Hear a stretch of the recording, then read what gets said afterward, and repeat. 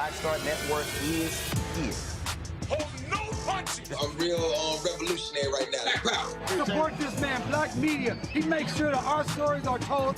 Thank you for being the voice of Black America, Roland. Stay black. I love y'all. All momentum we have now, we have to keep this going. The video looks phenomenal. See, there's a difference between Black Star Network and Black-owned media and something like CNN. You can't be Black-owned media and be scared. It's time to be smart.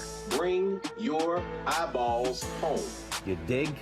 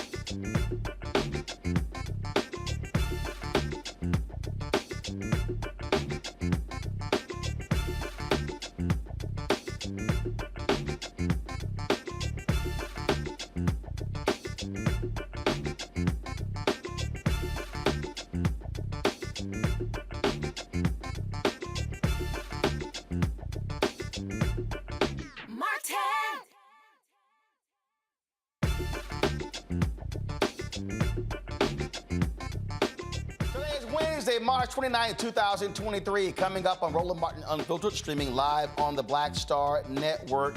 The Mississippi community of Rolling Fork is trying to recover from Friday's deadly tornado that killed 25 people across the state. We will speak with the Department of Homeland Security Center for Faith-Based and Neighborhood Partnerships Director about what is happening in the recovery efforts. After a failed presidential run in 2016, former New Jersey Governor Chris Christie thinks he can become president in 2024, and he says he will take on Donald Trump. Dude, stop lying. No, you not. You know this. Irvo Otieno's funeral was held today in Virginia. We will show you what his family attorney, Ben Crump, said at the service, how the family continues fighting for justice. Also, a new video shows the hours that led up to his death. We will share the security footage that contradicts what deputies reported about his behavior. In our Tech Talk segment, and an e-learning platform making learning more interactive and personalized through cutting-edge technology. We'll have the CEO of Skilldora right here on the show. It's time to bring the funk. Oh, also, of course, Vice President Kamala Harris still leaves Ghana. We'll show you what happened with her trip, where she's off to next. It's time to bring the funk. I'm Roland Martin Unfiltered on the Black Star Network. Let's go. He's got it. Whatever the miss, he's on it. Whatever it is, he's got the scoop, the fact, the find. And when it breaks, he's right on time and it's rolling. Best believe he's knowing. Putting it down from sports to news to politics. With entertainment just for kicks, he's rolling. It's on go, roll, roll, y'all. It's Roland Martin, yeah. Rolling with Roland now. He's funk, he's fresh, he's real, the best, you know he's Roland Martin now.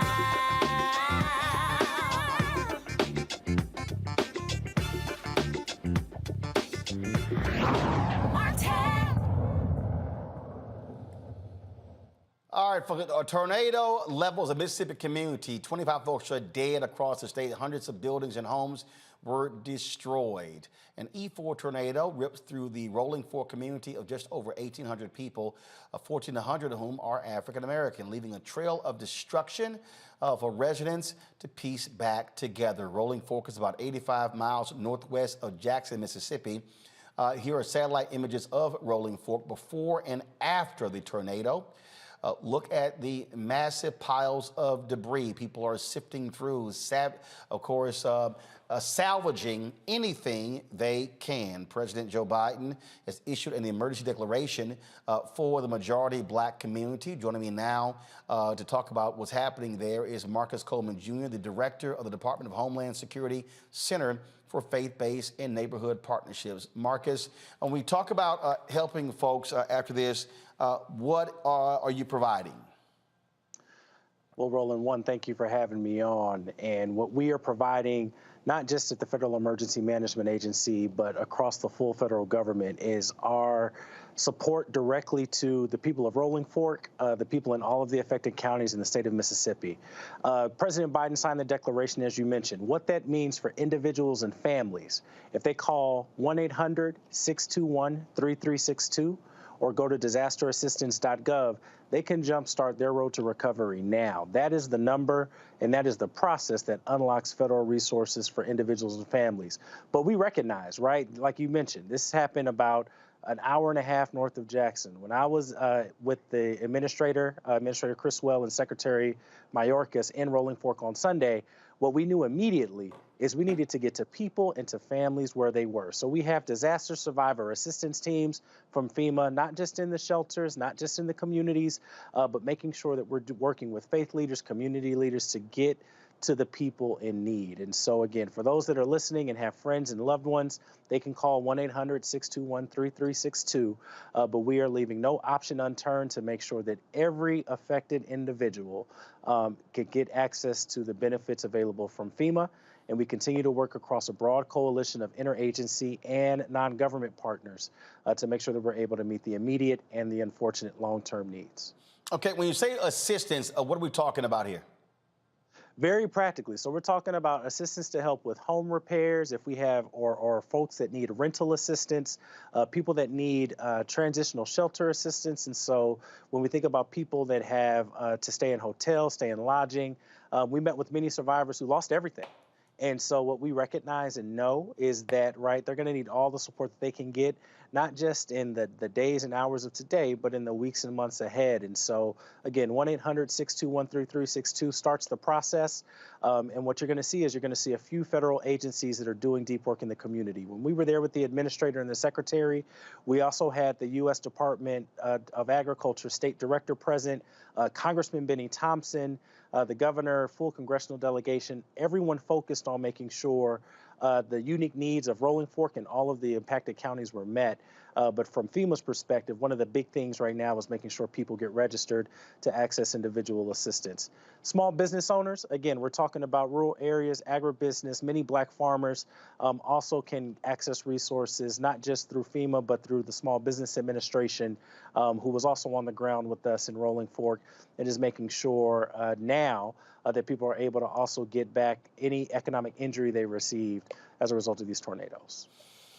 Obviously 25 folks have been killed, and so what's the number of people who are displaced?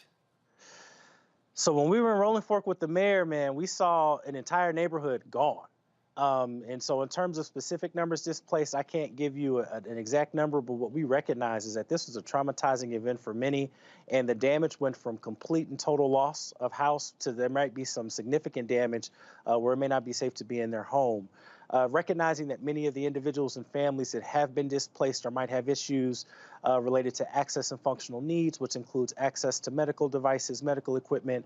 Our director for the Office of Disability Integration and Coordination, Sherman Gillums, is on the ground now to ensure that anybody that has been displaced is also entitled to the additional resources and support to replace any medical equipment and things that might come up missing. But again, we know that it is thousands for sure that are displaced and looking to figure out what to do next, which is why we know from FEMA's perspective and the full interagency through the Biden administration will be with this community for a long time. When you mention obviously help for homeowners, for business owners, do they also go through the Department of Homeland Security, or do they go through Commerce? How does that work? So for business owners or small business owners, we want to make sure that you're connecting with the Small Business Administration. Again, because this was a predominantly rural community, we're talking about USDA as well. Department of Commerce absolutely is going to be a part of some of the formula to build the road to recovery. I think most importantly for us, from the FEMA perspective, we actually have the ability to convene and coordinate federal interagency partners. So every federal government agency we're mentioning is going to be coming together and more because we realize, right, these are whole lives and whole communities that are upended, and we need a whole of government and whole community support, which is why I am so thankful for some of our non-government partners. I've been on the phone with Bray Connor from the National Association for the Advancement of Colored People, talked to folks associated with John Hope Bryant's Operation Hope that provides disaster recovery support services, and Chauncia Willis from the Institute for Diversity and Inclusion and Emergency Management. These are some of the external partners that are helping us make sure that we are mindful and thoughtful to the unique needs of communities that are impacted, again, from a whole community perspective, and making sure we provide a whole of government federal response to the states and to the counties. All right, then. We certainly appreciate it. Thank you so very much for joining us, Marcus. Thank you very much, sir. All right, folks, got to go to a break. We come back more on Roland Martin Unfiltered on the Black Star Network. First of all, support us in what we do. Download our app, Apple phone, Android phone, Apple TV, Android TV, Roku, Amazon Fire TV, Xbox One, Samsung Smart TV. If you're watching on YouTube, hit the like button, y'all. I see y'all commenting. Hit that like button as well. And, of course, be sure to watch us on Amazon News, our 24-hour streaming channel. If you got Amazon Fire, click Amazon News, and you can watch not only this show, but all of our content continuously without interruption. You're watching the Black Star Network. Back in a moment. Hatred on the streets, a horrific scene, a white nationalist rally that descended into deadly violence. White people are losing their damn minds. As an angry pro-Trump mob storms the U.S. Capitol, we've seen shooting. We're about to see the rise of what I call white minority resistance. We have seen white folks in this country who simply cannot tolerate black folks voting. I think what we're seeing is the inevitable result of violent denial. This is part of American history. Every time that people of color have made progress, whether real or symbolic, there has been what Carol Anderson at Emory University calls white rage as a backlash. This is the rise of the Proud Boys and the Boogaloo Boys. America, there's going to be more of this. Here's all the Proud Boys, guys. This country is getting increasingly racist in its behaviors and its attitudes because of the fear of white people. The fear that they're taking our jobs, they're taking our resources, they're taking our women. This is white fear.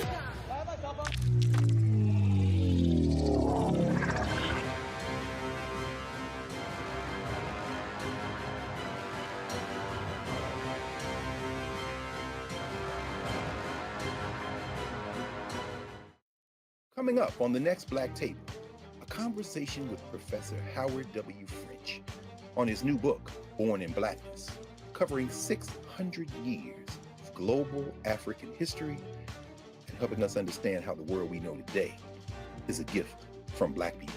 There could have been no West without Africa and Africa. That's on the next Black Table with me, Greg Carr, only on the Black Star Network.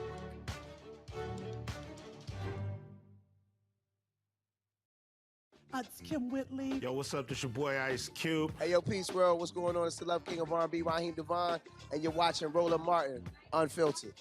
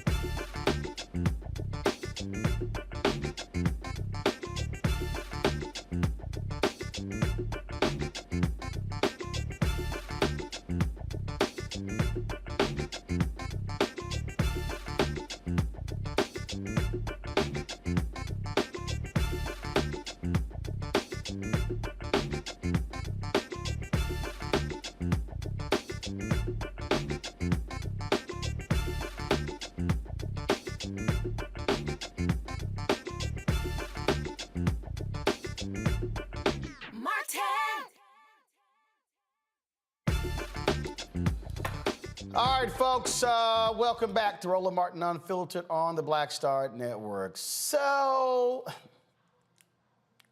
you gotta love all of these Republicans who now they want to talk big and bad about Donald Trump.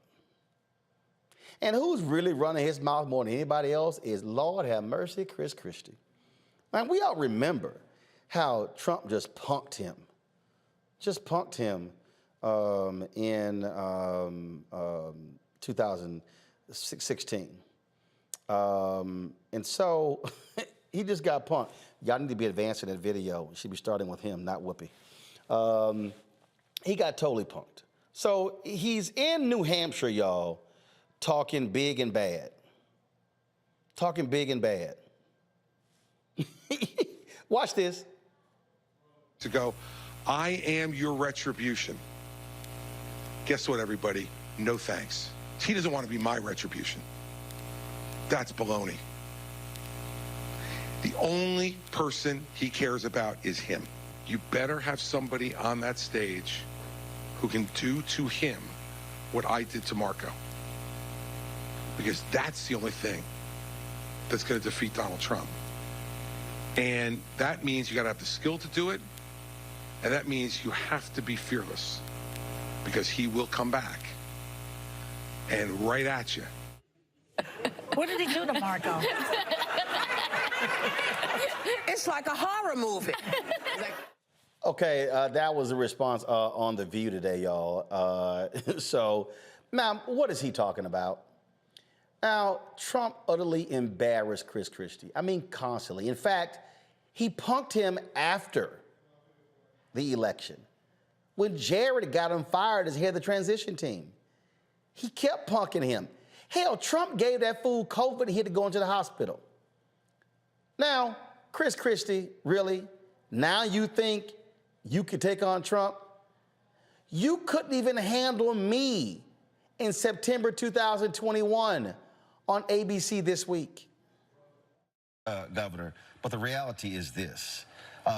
You have to admit, Sarah, you have to admit the role that you played in putting the person in leadership who is driving conspiracy theories. It's one thing to condemn them after the fact, but you have to own up to the role that you played in putting the person in power.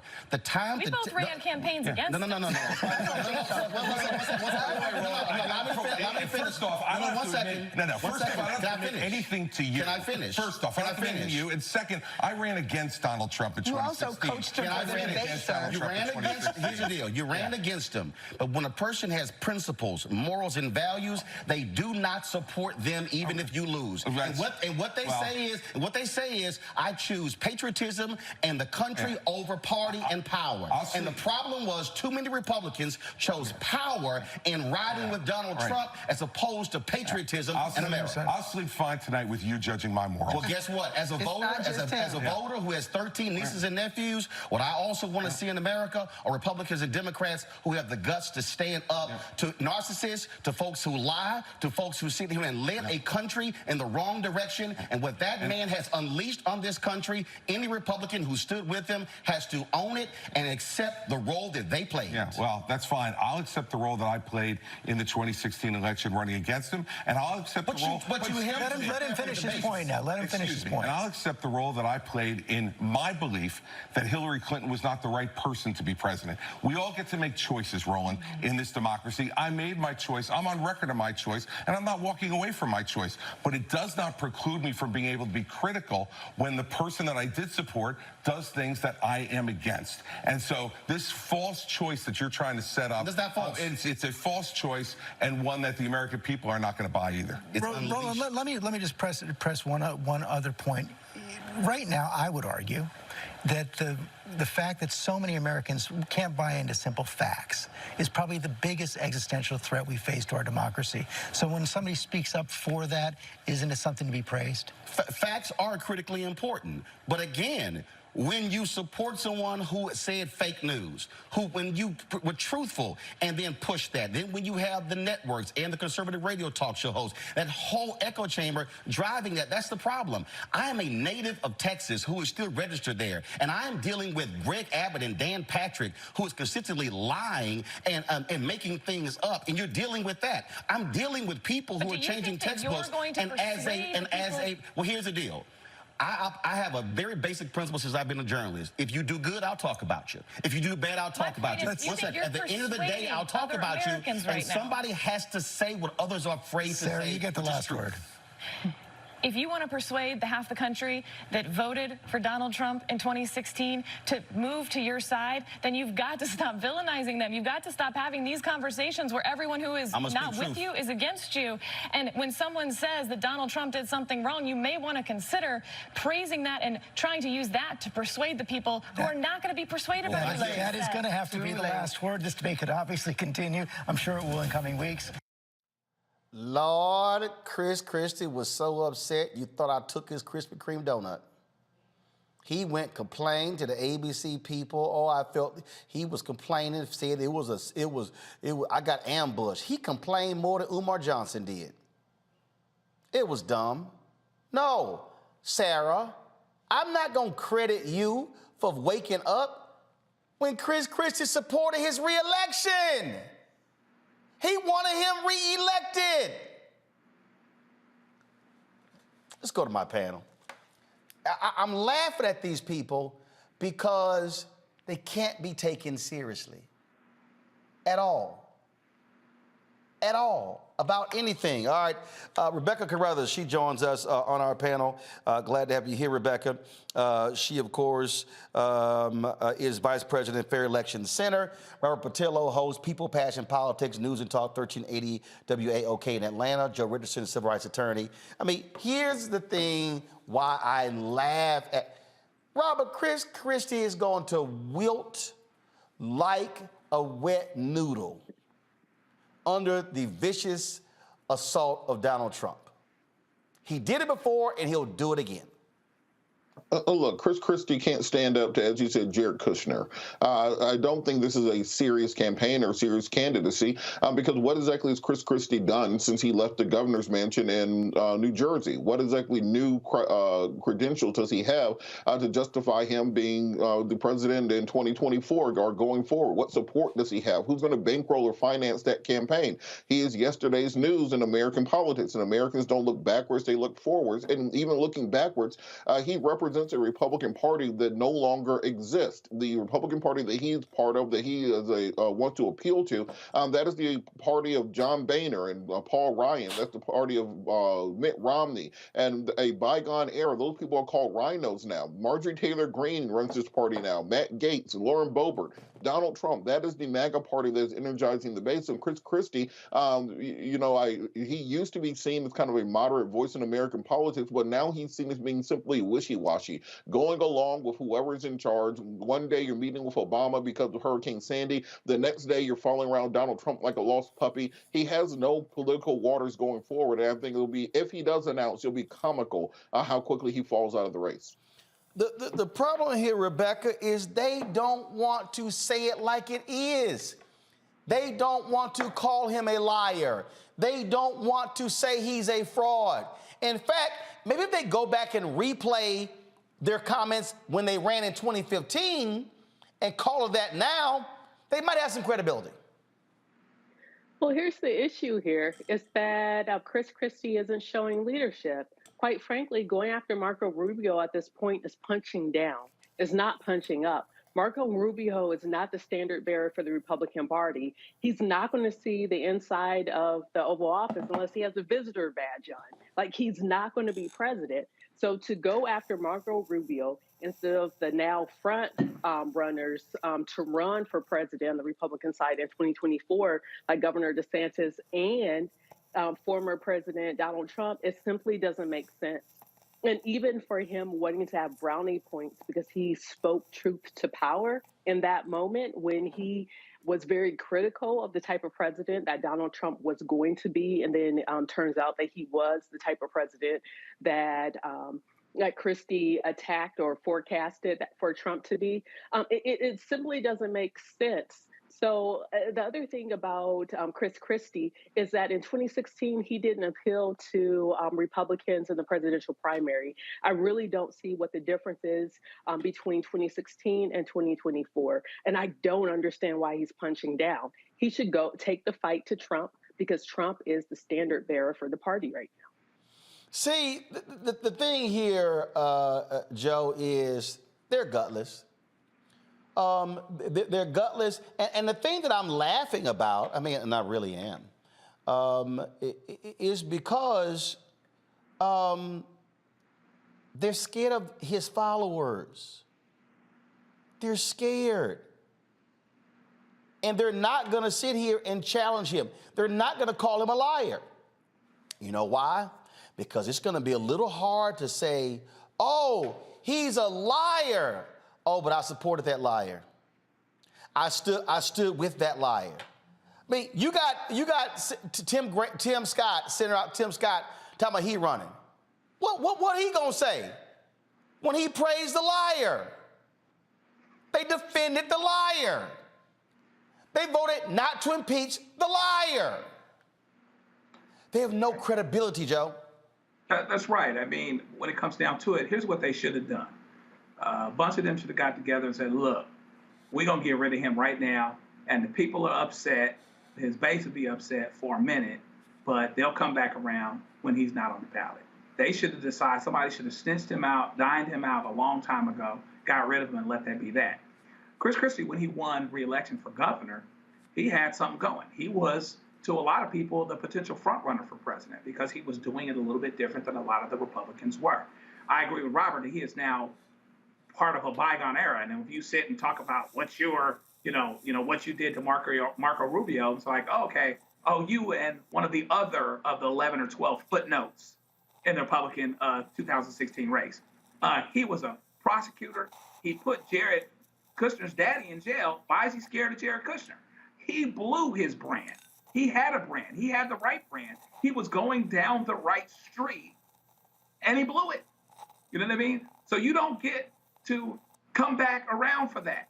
You know what I mean? And so now the idea that he's going to say or do something that's going to actually make him relevant against Trump in this party, in this era, in this day, really is quite laughable. But what's worse about it is it's one thing if it's somebody that was never consequential trying to say it. But here's somebody that actually at one point was consequential. I didn't necessarily agree with anything he said, of course, But for that party and for what he seemed to be trying to do, I'm like, oh, okay, he might be formidable. But those days are long past, and it is because of how wishy-washy he is. At the end of the day, somebody's got to take their stand where if you disagree with them, Liz Cheney, you can disagree with her all day, but she takes her stands and she keeps her guards up on her stands regardless of what it costs her. That's where the Republicans need to be. And the fact of the matter is, none of them have that kind of heart, and Chris Christie certainly doesn't have that kind of heart. The reality is, folks, they're going to fall in line. And I'm just going to sit here and just enjoy all they do. I'm just going to enjoy to see them dance around the subject, to see them sit here and be unwilling to challenge, because that's what they are. They're not going to say anything about January 6th because they defended it. They're not going to say anything. They're not going to say anything about his constant lying because they defended it. They're not going to say anything about his behavior because they actually sucked up to it. In fact, remember, I'm just going to play this for y'all before I go to the break. I just want y'all to remember a time when Lindsey Graham actually had some credibility, when he wasn't a Trump sycophant, when he wasn't so, and again, so focused on power that he actually had some credibility. You ready for this? Give me 1 second, because I really, because I find this fascinating, y'all. I find it fascinating when I listen to these fools. Oh, go ahead and take it from here. Let's see. The only way we lose this election is to nominate somebody that cannot grow the party's vote among minorities, young women, and the coalitions we need to win. If you nominate Trump and Cruz, I think you get the same outcome. You know, whether it's death by being shot or poisoning, does it really matter? I don't think the outcome will be substantially different. Here's my take. Dishonest, which is Hillary Clinton in the eyes of the American people, beats crazy. I think Donald Trump's domestic and foreign policy is gibberish. I think Ted Cruz has a reputation of being ideological to a fault, and that when it comes to problem solving, he will have a very difficult time proving that he is a problem solver. When it comes to the immigration issue, he has doubled down on a line of attack that's hurt us with Hispanics. I think he would be easy prey to basically stereotype as being too rigid to be president. I think that his no exceptions for rape and incest will be a tough sell with young women. I'm proudly pro-life, but most pro-life people have an exception for rape and incest. He does not.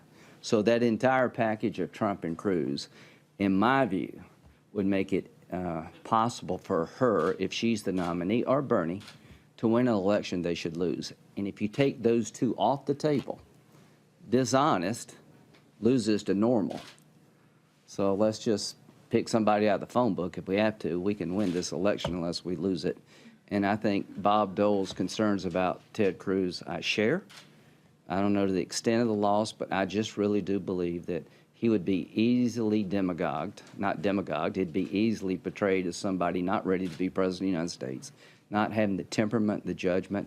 And what has he done as a senator? He's best known for running down the Republican Party, not building up the country. Well, that's what Graham said then. And then what did he do for 4 years? Kiss Trump's ass. What did I say? They chose power over party, patriotism, morals, values, principles, and ethics. I'll be right back.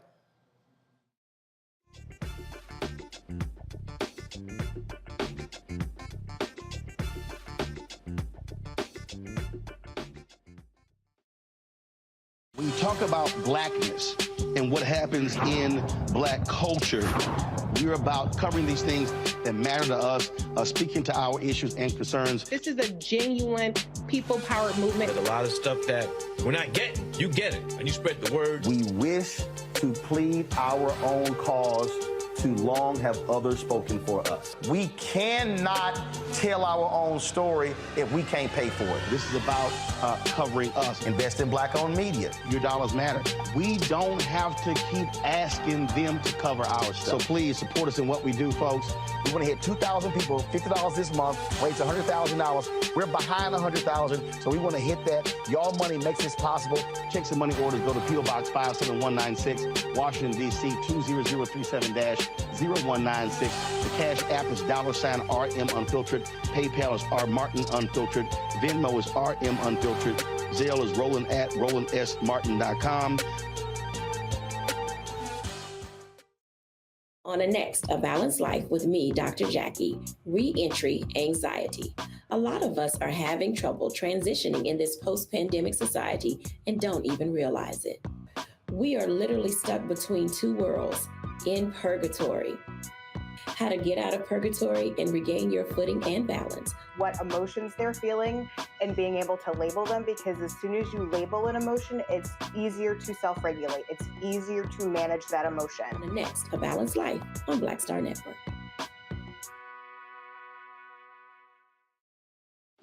My name is Charlie Wilson. Hi, I'm Sally Richardson Whitfield. And I'm Dodger Whitfield. Hey everybody, this is your man Fred Hammond, and you're watching Roland Martin, my man, Unfiltered.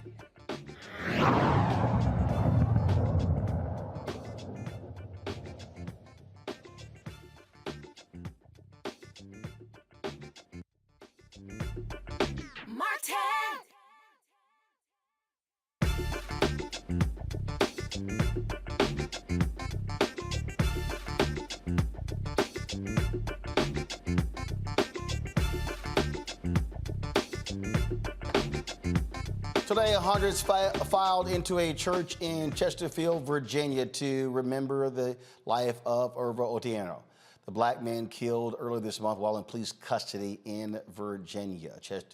Otieno's family and friends shared memories of him and expressed their grief and pain at his loss. His family wanted folks to remember him as he lived, not the tragic way in which he died. Irvo was slow to anger and quick to forgive. To me, Irvo represented more than just a black man in America. He represented a black man in Kenya. He represented sisters in Kenya. To me, Irvo's life gives me purpose. The community has responded graciously. Thank you. We couldn't do this without you. Thank you for dropping food off. Thank you for running errands. Thank you for your phone calls. Thank you for your emails. Thank you for your donations. Thank you for your support. The image of which I see here in front of me today is exactly who Irvo's neighborhood looks like. To say goodbye to my son, Otieno. When I took my son to the hospital, this is not what I envisioned. I didn't think my son was not coming home. But son, this is where we are. And I'm sorry. Son, you are a great man. You are gentle and slow to anger. When attacked, you responded. You stood up against intimidation. You stood up against hate, racism, and microaggression. The family attorney, Ben Crump, he also spoke. Your head and you say, but he had handcuffs on his wrist, and he had leg irons on his leg, Reverend Jones, and he was face down, and they piled on top of him. And my God, Councilman Jones, less than 3 years after George Floyd, why would any law enforcement officer put their knees on a man who is restrained and face down? But we see it on the video. And they stayed on him, Leon. Not 1 minute, not 2 minutes, not 3 minutes, not 4 minutes, not 5 minutes, not 6 minutes, not 7 minutes, not 8 minutes, not 9 minutes, not 10 minutes, not 11 minutes, but almost 12 minutes. They stayed on him. And Reverend Ellis, they say he was struggling. He was struggling because he couldn't breathe. And they try to say, well, technically it's legal. So we go back to the letter from the Birmingham jail when Martin Luther King reminded us, just because they say it's legal, that don't make it right. Folks, Henrico County Sheriff, first of all, several Henrico County Sheriff deputies have been charged in the death of Otieno at a Virginia State Mental Hospital. It took place on March 6th. Again, his family continues to demand answers. In fact, more security video of him before he was transported to the hospital has been released. The security footage shows deputies entering the cell carrying a pair of pants before pulling him from his holding cell and transporting him to Central State Hospital on March 6th, where he later died during the intake process.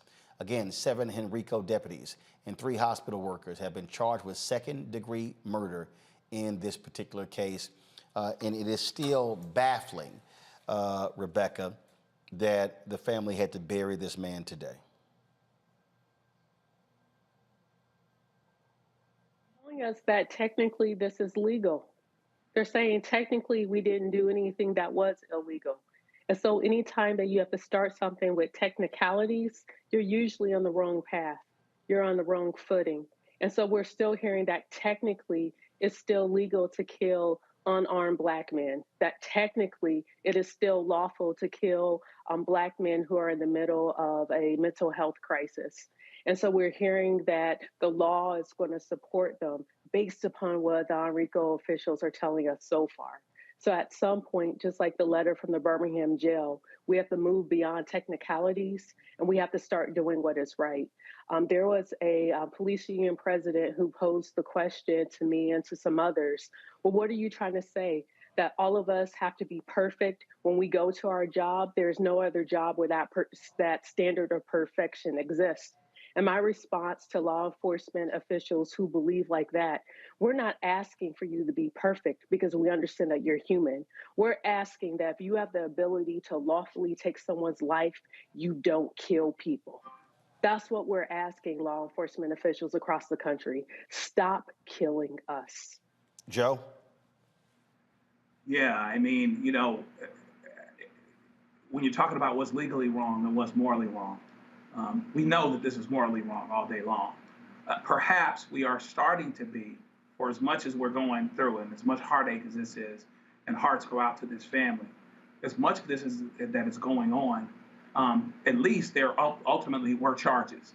At least there is some action on the criminal front, because it looks to be that if, you know, from the prosecutor's standpoint, that, yeah, perhaps it was legally wrong, and that's why this is going to go down this road. But again, you know, this brother was struggling for his breath. Listen, you know, you might not like the brother next to you, the person next to you. You might have, you know, a whole lot of things you don't have in common. But one thing you do have in common is that you all need to breathe. And there's a natural inclination for us to struggle to breathe if we are not breathing, because we can't live without breathing. So you put 7 or 8 folk on top of this brother, and he's going to struggle to breathe. They translate that or transmit that as resistance, and now they're doing harder what they were doing before. The more people you have, the more it should be possible to save his life, not to get rid of his life. Robert? Well, you know, it reminds me of 1 Timothy chapter 1, 8 through 11, where they say, but the law is good so long as a man uses it lawfully. In this case, we see that this may be technically legal, but clearly they're not using the law lawfully. We have a situation in this country where law enforcement decided that instead of enforcing the spirit of the law, they would rather exist within the gray areas of it, where, simply put, they will use any excuse for the ability to kill Black and brown people in this country. I was on the news in Iran yesterday on Press TV, and they're asking us questions about the U.S.'s role in enforcing human rights around the world. And one of the anchors asked me, well, how can we talk about human rights around the world from the United States perspective when they still fail to treat African Americans with the types of human rights they demand other countries to do so? And we don't have a good answer for that. How exactly can we criticize China for their treatment of the Uyghurs when we still have African Americans being murdered by the government of this country on a regular basis? How can we talk about the actions of Putin in the Donbass and in the Luhansk regions, the International Criminal Court issuing a warrant for his arrest, when we still have black people being murdered in the streets by government agents who are acting under the cover of state law, under the color of law, with a badge on that is issued by the government with governmental immunity from doing so? We have to clean our own house up before we can go to anyone else's house. And until we can answer that question on the international stage, America will never be that shining city on the hill that we purport to be. Indeed, indeed. All right, folks, hold tight. When we come back, we'll talk Vice President Kamala Harris ending her trip in Ghana, and now she is in Tanzania. We'll tell you about her day 3 in Ghana and what is next on her next piece of her 7-day leg to the motherland. You're watching Roland Martin Unfiltered on the Black Star Network. YouTube, hit that like button, y'all. We should be at 1,000 likes by now. Shouldn't have to take us 2 hours to get there. Also, download the Black Star Network app, Apple phone, Android phone, Apple TV, Android TV, Roku, Amazon Fire TV, Xbox One, Samsung Smart TV, and of course, you can also watch us on Amazon News. You've got Amazon Fire, go to Amazon News. You can check us out. And don't forget, your dollars make it possible for us to do what we do. Folks, trust me, I am fighting this battle for us to get advertising dollars, but it's critically important that we're able that you're able to support us in all that we do. And so please, again, contribute to us. Send your check and money orders, P.O. Box 57196, Washington, D.C. 20037-0196. Cash App, $RM Unfiltered. PayPal, R Martin Unfiltered. Venmo is RM Unfiltered.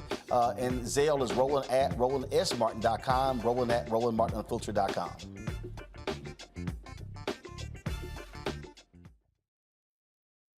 Pull up a chair, take your seat. The Black Tape with me, Dr. Greg Carr, here on the Black Star Network.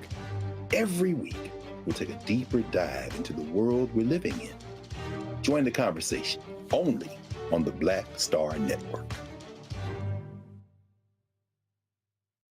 Hi, I'm Dr. Jackie Hood Martin, and I have a question for you. Ever feel as if your life is teetering and the weight and pressure of the world is consistently on your shoulders? Well, let me tell you, living a balanced life isn't easy. Join me each Tuesday on Black Star Network for A Balanced Life with Dr. Jackie. We'll laugh together, cry together, pull ourselves together, and cheer each other on. So join me for new shows each Tuesday on Black Star Network, A Balanced Life with Dr. Jackie.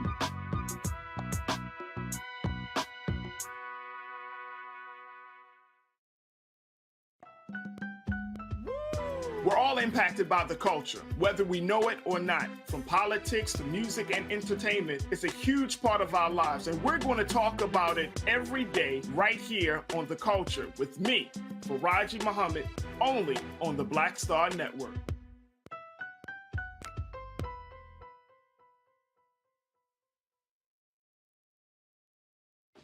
My name is Charlie Wilson. Hi, I'm Sally Richardson Whitfield. And I'm Dodger Whitfield. Hey, everybody, this is your man, Fred Hammond, and you're watching Roland Martin, my man, Unfiltered.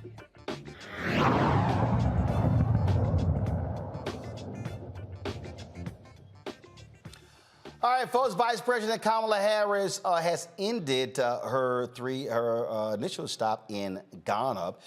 Today, she met with some women entrepreneurs. Here's some photos the White House provided us of that meeting. She met with some female entrepreneurs, where she also announced more than $1 billion in private sector commitments to empower women across the continent. The investment will help digitize women-owned businesses, provide access to capital, healthcare, and education, and combat gender-based violence. As part of this, the Vice President announced a new fund, the Women in the Digital Economy Fund, alongside the Bill and Melinda Gates Foundation. The White House says this fund will help close the global digital gender divide. Now, she left Ghana and is now, of course, has made her way to Tanzania. Here's some footage of her arrival in Tanzania. This is on her next step. Guys, roll the video. Thank you very much.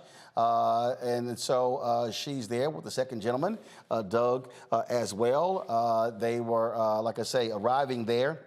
While they were in, of course, were in Ghana, she made her visit yesterday to one of the slave dungeons. The vice president is going to be in the motherland, hitting several countries over the course of a week. Here's what I find to be interesting. Y'all keep rolling the video here, but here's what I find to be interesting here, Joe. If you watch mainstream media, it's as if she's in hiding. And people are always whining and complaining. I remember Chris Christie was on ABC. Oh my God, we never hear from her. We never see her. She's literally in the motherland, making the visit there, and these folks act like nothing is happening. Joe, you're on mute.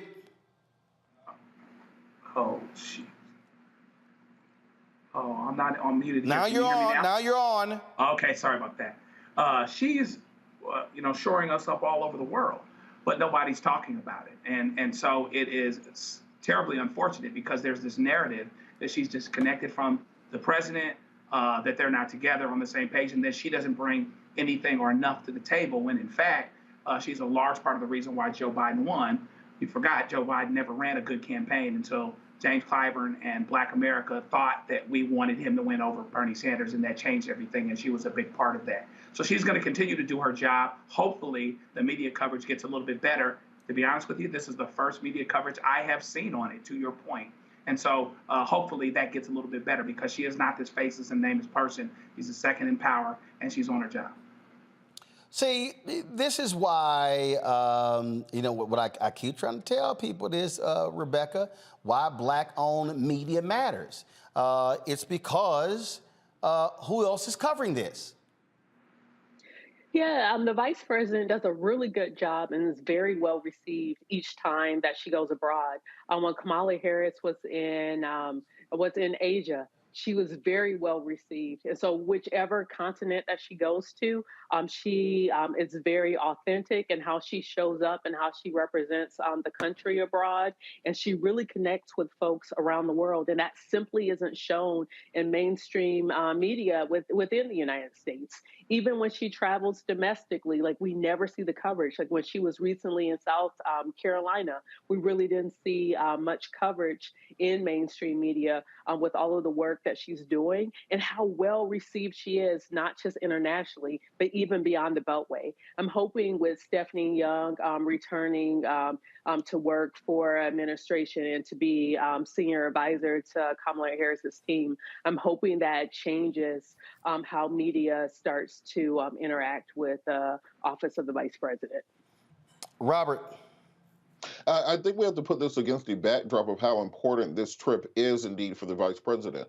Just in the last 2 weeks, we've seen China broker a landmark agreement between Iran and Saudi Arabia, ending the decades-long Cold War existing within the Middle East. And then going directly from that, President Xi having a 3-day trip with Vladimir Putin, and then reaffirming their strategic friendship, their strategic partnership. The reason that is significant is if you think back through 500 years of colonial history, in any time there's been an agreement between a European nation and a quote-unquote developing nation or a non-European nation, this is the first time that I can remember where the non-European nation is on top in that negotiation, where Russia is now basically a vassal, where China is in suzerainty over the Russian Federation currently because they need their help that much. The reason China is in this position is because over the course of the last decade, while America was doing quote-unquote America first under Trump, China was investing in their Belt and Road Initiative, putting trillions of dollars into developing nations in Africa and across the Middle East and South America, building up diplomatic gravitas there. And many of those countries are more closely aligned with China than the United States of America. This trip from Vice President Harris was about reestablishing America's interest in and their activity within the African continent, not just militarily where we have troops stationed there, but in the humanitarian front and also on the development front. We cannot go dollar for dollar with China where they're building ports, building airports, building entire parliament buildings on the continent. But this is a first step in reestablishing that America will play on the economic playing field within the developing world, and that we will no longer be on this America first footing that's put us a decade behind in development. Well, the thing that people have to understand here, Rebecca, is that when we're talking about Africa, 54 countries, the motherland, we're talking about the youngest continent. The United States had damn well better have some type of relationship with these African leaders. Yeah, we really should understand that by 2050, I think 1 out of 4 people on the planet will live on the continent of Africa. And so we really need to understand that the continent of Africa should be one of our main trading partners or sets of trading partners across 54 countries. And here's the other thing. I would say for Black entrepreneurs in America and Black business owners, don't wait for the United States government to start that trade partnership, but actually figure out how can we connect business to business with African Americans and Black folks in Africa. I think we should really go ahead and take the lead on it, because I'm not sure that the types of administrations that we've had really focused on that. And again, I'm sorry, go ahead. Oh, no, I was going to say, Roland, you can actually do an entire sequel to your book, White Fear, and do White Fear Global. Because if you look at reproduction rates in Europe, they're at 1.5%. We need to be at 2.2% to be at replacement levels. So as Rebecca just said, the population growth that we're going to be seeing in the latter half of the 21st century is going to be in Africa and in South America and in Oceania. Because of this, you're seeing many European governments, they're now experiencing the exact same white fear there that you're seeing happening here in the United States of America, whether it's Giorgia Meloni, the neo-fascist Mussoliniite in Italy, whether it's Orban, whether it's Lukashenko, whether it's the Brexit movement, which is about closing off immigration in the UK. So this is becoming a global white fear pandemic that we're falling into. And when it comes to investment, many of these developing nations, particularly African nations, aren't really in a hurry to go back and be friends with the same people that colonized them and enslaved them, and that's why China has the upper hand when it comes to diplomacy and diplomatic favor across the globe. We're going to see a very different world in the latter half of this century than we've seen over the course of the last 500 years. Well, again, folks, if y'all want to understand why the Black Star Network matters, it's because of this. First of all, it would have been great for us to be actually on the trip, but you know what? It probably, you talk about from a cost standpoint, anywhere from $50,000 to $75,000 to be able to travel there, to be a part of that pool, and all of that sort of stuff. That's why resources matter. Our goal is to build to that. But I'm gonna tell y'all right now, this happens all the time, folks, where you're not seeing the level of coverage, where you're not seeing folks talk about these sort of stories. We talk about this all the time. This is why Black-owned media matters. So please support us in what we do. Make it possible for us to cover the news that, again, mainstream media is ignoring. Check and money orders, P.O. Box 57196, Washington, D.C., 20037-0196. Cash App, $RM Unfiltered. PayPal, R Martin Unfiltered. Venmo is RM Unfiltered. Zelle, Roland at RolandSMartin.com. Roland at RolandMartinUnfiltered.com. We'll be right back.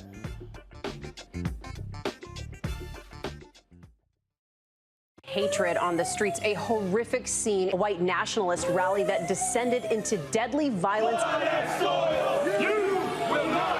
White people are losing their damn minds. As an angry pro-Trump mob storms the U.S. Capitol, we've seen We're about to see the rise of what I call white minority resistance.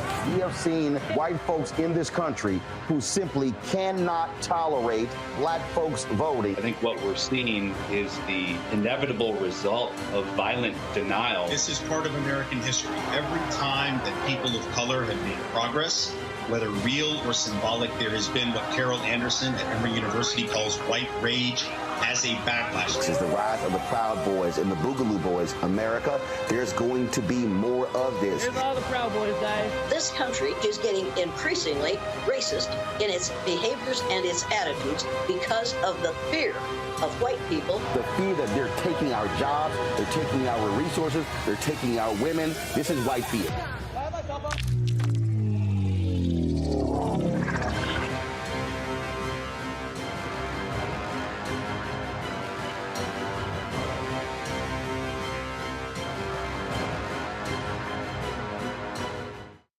I'm Deborah Owens, America's Wealth Coach, and my new show, Get Wealthy, focuses on the things that your financial advisor and bank isn't telling you, but you absolutely need to know.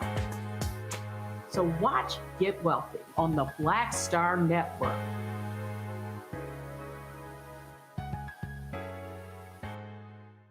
How y'all doing? It's your favorite funny girl, Amanda Seals. Hi, I'm Anthony Brown from Anthony Brown and Group Therapy. What up, Lana Well, and you are watching Roland Martin Unfiltered.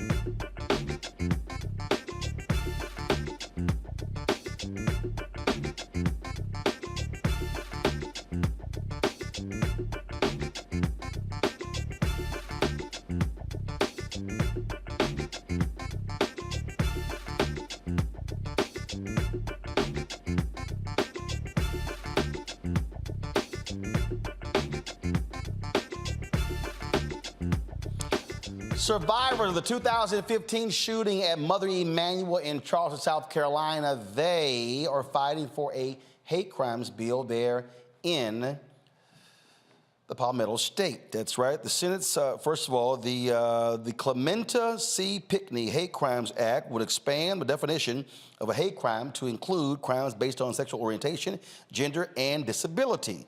The Senate subcommittee passed it Tuesday in the whole Judiciary Committee in a 15-8 vote this afternoon, but the bill failed in the South Carolina State Senate. The bill has been introduced multiple times, but has not passed due to resistance from legislators, arguing that existing laws are sufficient and would impede freedom of speech. Really? Survivors of the shooting believe that a hate crime bill would provide a more significant deterrent and message that hate crimes will not be tolerated in the state. South Carolina Republicans are considering a version filed in the Senate that includes a definition of sex and a statement that nothing in the bill could violate freedom of speech. Really? Really, Robert? We're talking about hate crimes bill. And these folks talking about freedom of speech? Really?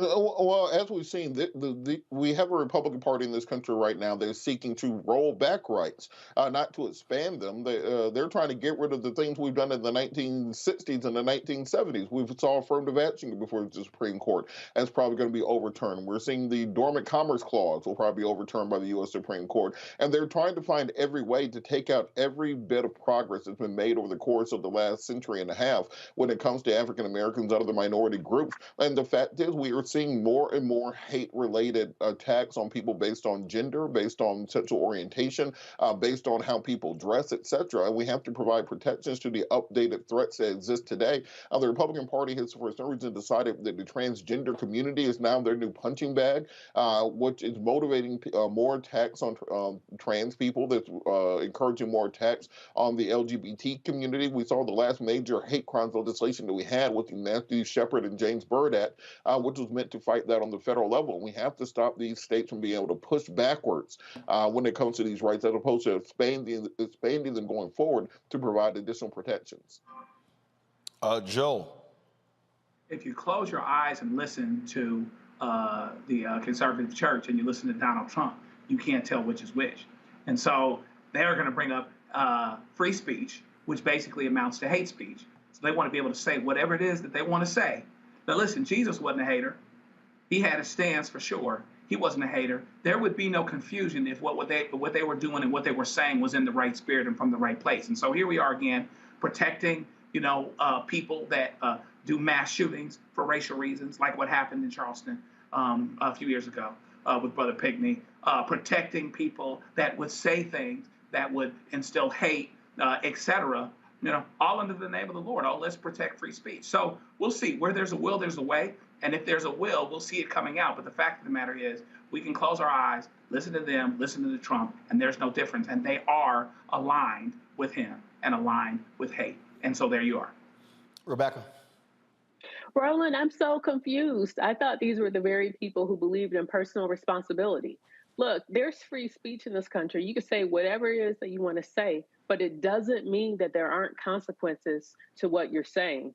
So what it sounds like, these people just don't want to have to deal with the consequences of the quiet parts that people used to not say out loud, or maybe they were too politically correct to say out loud. Now they're saying it out loud, and now they don't understand why people are reacting negatively to the vile speech and the hateful speech that they're spewing. Like, I really want to ask these people, what happened to personal responsibility? Say what you want, but be responsible with what you're saying, understanding that there's consequences to everything that you say. So I just don't understand. It's like, take personal accountability then.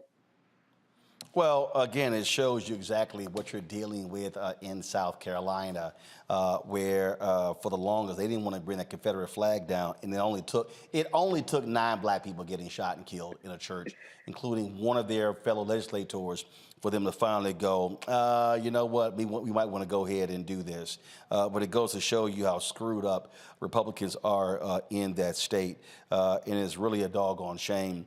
And I just really wish black folks would use the power of our vote. If we voted our numbers there, trust me, we could kick a bunch of them out of office if we use the power of our vote. All right, folks, the House Oversight Committee held a hearing examining crime and city management before voting on the D.C. police accountability legislation. The House Oversight Committee hearing addressed some of the district's police reform bills that D.C. leaders began passing in 2020 after the death of George Floyd. The Oversight Committee may block the bill aimed at increasing police accountability and improving community relationships with law enforcement in D.C. Here's some of the BS we heard from Republicans on the Hill. 105 D.C. officials have not carried out their responsibility to serve their citizens. Therefore, our committee must fulfill its responsibility to conduct oversight of the District of Columbia. We have a tall task today examining D.C.'s failures. The crime statistics alone are shocking. According to the D.C. Metropolitan Police Department, carjackings in the district have increased 105% compared to this time last year. 56% of these carjackings are committed by juveniles. Total property crime is... Constitutional scholars urged Congress to admit D.C. to the Union, explaining in a letter that, and here I'm quoting, there is no constitutional barrier, end quote, to admitting the state of Washington Douglas Commonwealth. In 2016, D.C. held a referendum on statehood. What percentage of D.C. residents voted in favor of statehood? You know, Congressman, I don't remember whether it was 80 or 85%, but it was somewhere around there. Yeah, well, it was around that. It was 86%. The people of the District of Columbia want statehood. They want voting representation in Congress. They want to govern themselves like everybody else in this country. Congress has the authority to admit the state of Washington Douglas Commonwealth. It is time for Congress to pass the D.C. statehood bill. Well, it goes to show you what happens when they still want to tell black people what to do here in D.C. The bill includes provisions such as requiring body cameras on officers, banning chokeholds and no-knock warrants, and mandating de-escalation training for police. In a historic move, Republicans have brought back-to-back resolutions disapproving various D.C. bills, which is rare, only happening 3 times in the past 3 decades. A month ago, the GOP-led Oversight Committee was also expected to advance a disapproval resolution seeking to overturn D.C.'s Comprehensive Policing and Justice Reform Act. Republicans argue that the bill would increase crime. The bill could move to the House floor for a vote. This is all. I just love these people who always talk about local control, Rebecca, except when it comes to D.C. Well, Roland, it's not even just D.C. Any black jurisdiction in the country is now dealing with this. Or even when we think about black prosecutors that we now have across the South, like in Georgia, where we see now there's a piece of legislation that's advancing to the governor's desk that would have oversight for local prosecutors. We're seeing that happen de facto with state attorneys in Florida. So we see wherever black folks have power, then all of a sudden we're seeing that there are conservatives and there are members of the Republican Party who are saying, oh no, we don't want that type of power. Joe. Yeah, I mean, really, at the end of the day, they find their pragmatism, their inner pragmatism when it's time for looking for police accountability. D.C. government passes things related to that. And so now here comes Congress to have oversight and to break their only, regular rule about local government control. Meanwhile, the biggest crime that I saw take place in the last couple of years in D.C. was on January 6th. But they don't want to talk about that. In the South and in other places in the country, again, they are going after oversight, where they're actually overseeing judges, where they're trying to get to a place where even locally picked people that were picked by local citizens, often black citizens, don't have the say that they're supposed to have constitutionally. So it goes on and on and on, and I think we're going to continue to see it because of this fear, this white fear that you talked about, this fear of people being in charge of their own destiny, and how that shakes out, particularly as it pertains to making agencies and institutions accountable that they don't want to be accountable. Robert? It's interesting to me that this entire conversation that you hear from the Republican Party about, well, there's crime and there's carjackings, et cetera. But then when it comes to Donald Trump, all of a sudden, all that law and order talk goes out the window. Hey, you don't need to prosecute him for all the crimes that he did. What are we even doing? These prosecutors, they're weaponizing the government against us. So which is it? Are you saying that the police in this country, prosecutors in this country are weaponized against its citizens? In which case, I will in large part agree with you and think we need to reform it. But they only mean that when it comes to Donald Trump, the January 6th protesters, and whatever crime they're doing at any given time. We have to have some consistency when it comes down to it. There can the entire D.C. issue can be solved via statehood, but they don't want to do that because they don't want another black state. They don't want to throw off that balance they have in the Senate. They don't want to throw off the Electoral College, so they would much rather grandstand in Congress than actually do something that will fix the problem. All right, speaking of Congress, Congresswomen Cori Bush and Ayanna Pressley, they have launched the Gender Equity and Justice Caucus in Congress. Pressley and Bush explained why this caucus is vital during a news conference today on the Hill.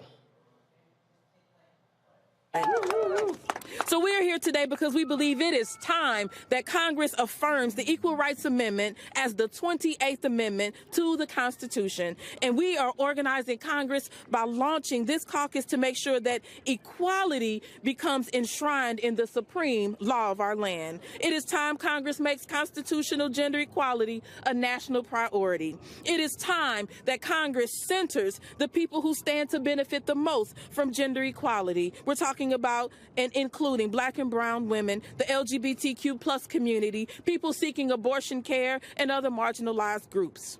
We're here because from the start, people like me and many of my constituents were intentionally written out of our nation's founding document. That ain't right. The absence of foundational equality allows discrimination to persist and injustice to fester. One example of this discrimination And injustice is the fact that on average, women make 77 cents on the dollar in comparison to men. Now, we've heard that over and over again. Yeah. So as striking as this statistic sounds, it only really became real to me when I sat down and I actually did the math for myself in my own life, and I realized exactly how much was missing. Pass that mantle over, that it's important that this movement in this moment be led by those and centered by those who stand to benefit the most from the passage of the ERA and who have been ignored, left out, and left behind in our founding document, and often not given the credit they deserve in this fight. So we paid that tribute to many of these sheroes in the People's House to register officially into the congressional record their contributions to the movement, because for so long we have either been erased or relegated to a footnote in history. And so I hope this representation, this demonstration here today of a truly multiracial, multi-generational coalition affirms that there will be no erasure any longer. All right, folks, got to go to a break. We'll be back on Roland Martin Unfiltered on the Black Star Network. Don't forget, if you're on YouTube, hit that like button, y'all. We want to hit 1,500, 2,000 likes every single day. It impacts the algorithm.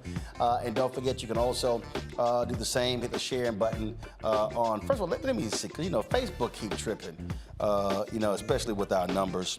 And I keep telling y'all what Facebook is doing. Facebook is actually blocking our content from getting out, and I'm always showing you this. And just so y'all know, here's a perfect example.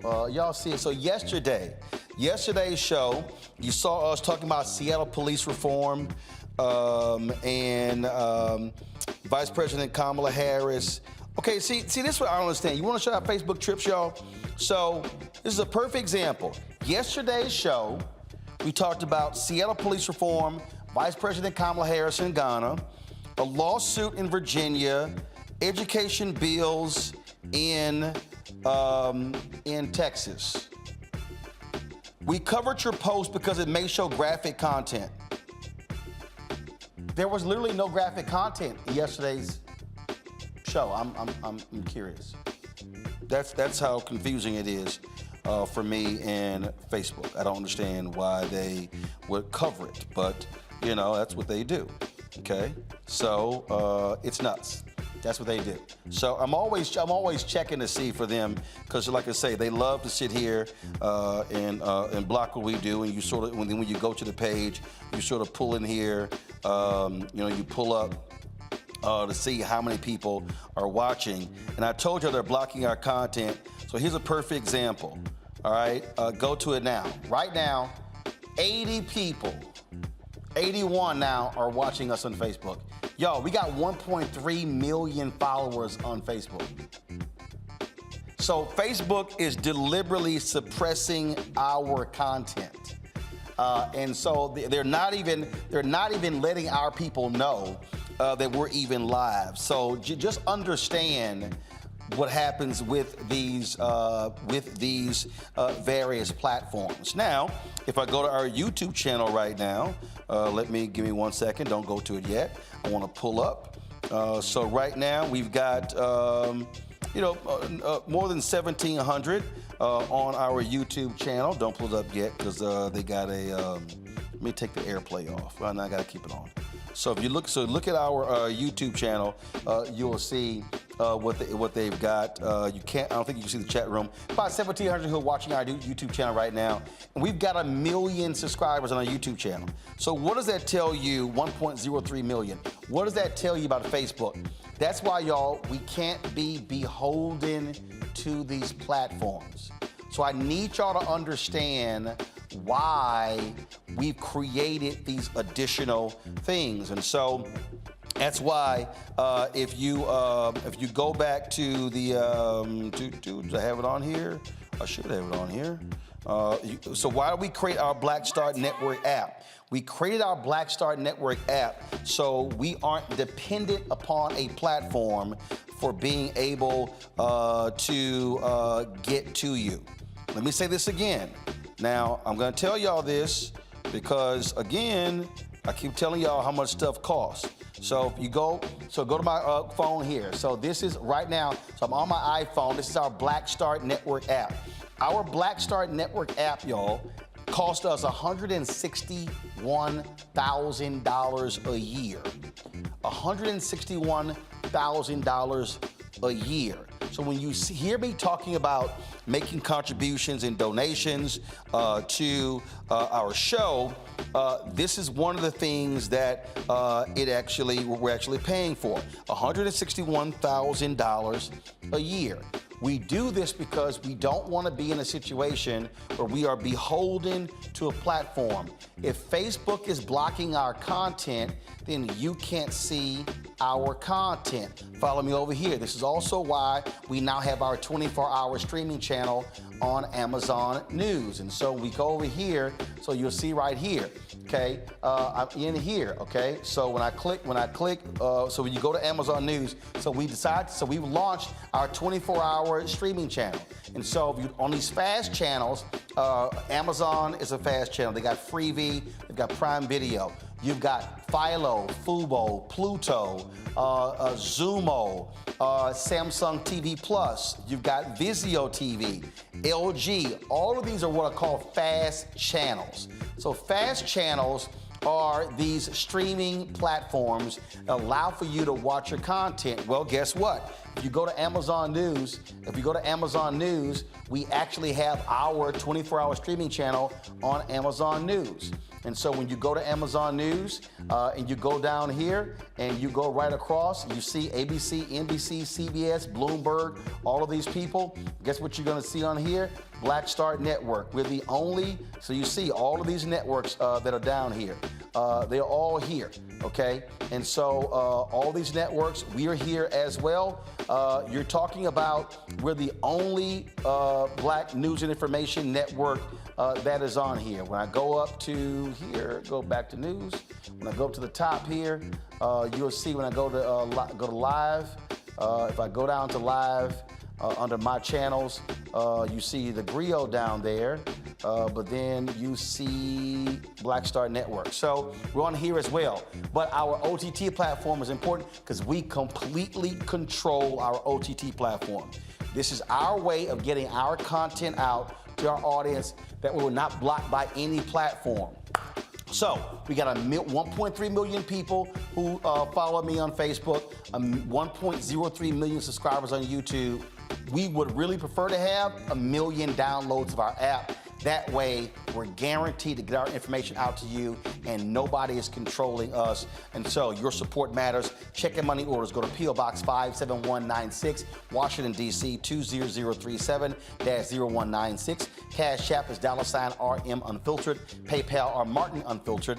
Venmo is RM Unfiltered. Zelle, Roland at RolandSMartin.com. Roland at RolandMartinUnfiltered.com. We'll be right back.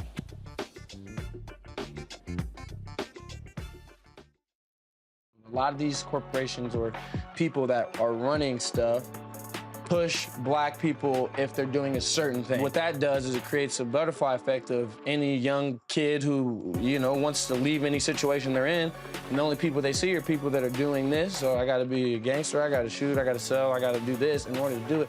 And it just becomes a cycle. But when someone comes around and is making we don't, they don't want to push it or put money into it. So that's definitely something I'm trying to fix too, is just show there's other avenues. You don't got to be a rapper, you don't got to be a ball player. You can be a country singer, you can be an opera singer, you can be a damn whatever, showing the different avenues. And that is possible, and it's hard for people to realize it's possible until someone does it.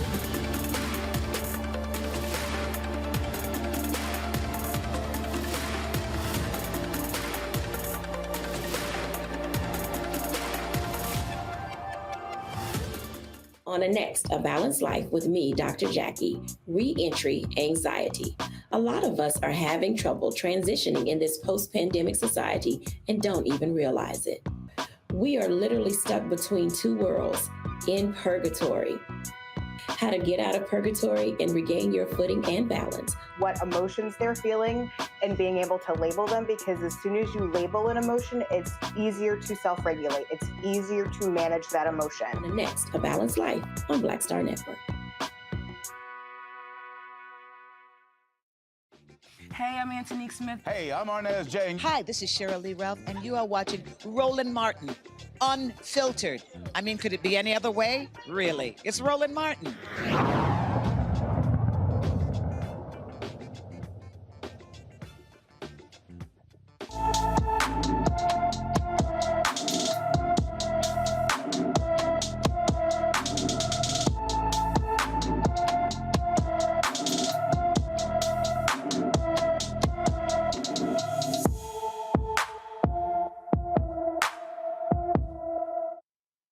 Let's go. Kavia Hopewell has been missing from Knoxville, Tennessee since February 1st. The 17-year-old is 5 feet 10 inches tall, weighs 180 pounds with brown hair and brown eyes. She also has a nose piercing. Anyone with information about Kavia Hopewell is urged to call the Knox County, Tennessee Sheriff's Office at 865-215-2243. 865-215-2243. We were talking about earlier, again, the vice president's visit to the motherland and what's going on there. And the thing that continues to jump out, folks, when we talk about coverage, when we talk about issues that matter to us, is that we're operating in a world where we are not setting the tone. What I mean by that is we are not the ones who are in control of the messaging.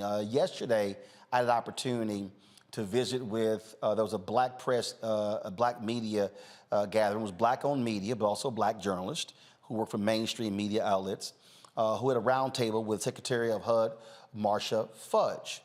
And the reason that was important is because the opportunity to find out what they're doing. And the thing here, Robert, is that there's so many things that are happening in the administration that you're not seeing on these other platforms. And it's why I keep saying to the Biden administration, I say this to governors, to mayors and others, if you're waiting on mainstream media to cover it all, you're gonna be waiting.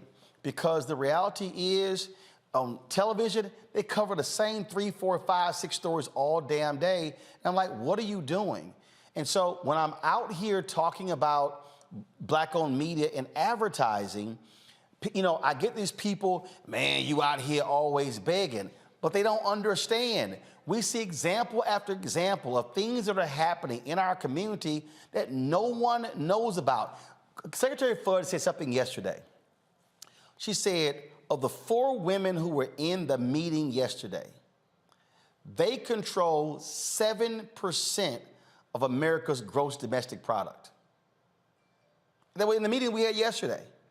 And so there are things that go on every day that we don't even know about, because if we don't have black radio and we don't have black newspapers, what we do here, we're not going to find out about what's happening, which is why Kathy Hughes had the statement, information is power. Well, Roland, now you're seeing why Noah became a drunk. Imagine telling people every day that it's going to rain and nobody's listening to you. And I stole that from Reverend Jackson, in case y'all are wondering. I'm not that creative. No, it's not. This is the second biblical reference Robert has used the show today. Just say you went to Bible study last night. It's Easter season, Roland. Hey, look, if Black China can save, so can I. But Roland, look, I think that this goes down to the fact that this administration has had an abysmal press shop since they've been in office. If you look at the national media, everything down from late night comedy to your 24-hour news networks, they still cover Trump as if it was 2015 leading up to the 2016 election cycle. If Trump sends out a tweet, you get 24-hour-a-day, 7-day-a-week coverage around it. Meanwhile, literally in the last 2 weeks, Joe Biden's administration saved the banking system from collapsing, and it got completely covered up by one tweet from Donald Trump. Secretary Blinken had a landmark agreement with the Philippines to reestablish U.S. naval presence there, completing the string of pearls that were meant to contain China's expansion within the South Pacific. That got no coverage. There was a deal put in place to sell U.S. nuclear submarines, circumventing France, to Australia, rebuttressing American naval power within the region. No coverage. So at some point in time, the administration has to understand you have to get your press shop in order, where instead of you waiting on these cable networks and for individuals to cover these things, you are sending out surrogates. There should be a surrogate from the administration on your show 3 or 4 days a week. They should be hitting up all black radio stations. I'm on a lot of different black radio morning shows throughout the country throughout the week, and all of us say, no one's ever had the press secretary on. No one's ever had the vice president. No one's ever had a spokesperson for the administration. So as long as they continue to fail at just the most basic parts of PR, the most basic parts of getting your messaging out there, they can't be upset when their poll numbers are still in the toilet, because nobody knows what you are doing. And if nobody knows what you're doing, how are they going to support it? All they're going to continue to get is the MAGA narrative. Remember, Donald Trump comes from TV, comes from media. He is a game show host. He knows how to control the media cycle. President Biden's going to have to get somebody on his team who's able to do the same thing. But the thing here, though, Joe, this is not just a function of the Biden-Harris press shop. The problem is, if you do not have black media that covers these issues, there's nobody to send. So what I'm trying to lay out here is that when you look at, and again, I'm just going to use the vice president's trip. Now, I know Essence is on the trip. Their CEO on the trip. They have a reporter who's on the trip, okay? The reality is, that's it. NNPA, the black newspapers, don't have a correspondent on the trip. I can't think of, Urban One, which owns more black radio stations, there's somebody on the trip. And so what I'm saying is that when we're dealing with what's going on here, when you have a dwindling number of outlets, when you do not have the resources that are going there, you're not going to get the coverage. So when people then go, oh my goodness, we didn't know about this stuff, it's because we literally are hoping and praying mainstream talks about it. As I said, CNN, MSNBC, Fox ain't even covering what the vice president is doing. So what do they say? A tree falls in the forest, nobody heard it. This is why I keep imploring our people, wherever our eyeballs are at, that's where the money is going to be. And as long as we keep giving our eyeballs to Love and Hip Hop, Real Housewives, money's going there, then we can't complain about, man, how do we not know about this stuff? It comes down to the money. If you don't get the ad money, you can't build and grow and sustain yourself. Go ahead. That's what Gwen Guthrie said in her songs. He said, my favorite part of it is no romance without finance, right? And so we have to have black media to be able to build, because among other things, if we aren't there, our story's not getting told. I believe in, I tell my daughter, she's getting ready to start at a station actually in South Carolina.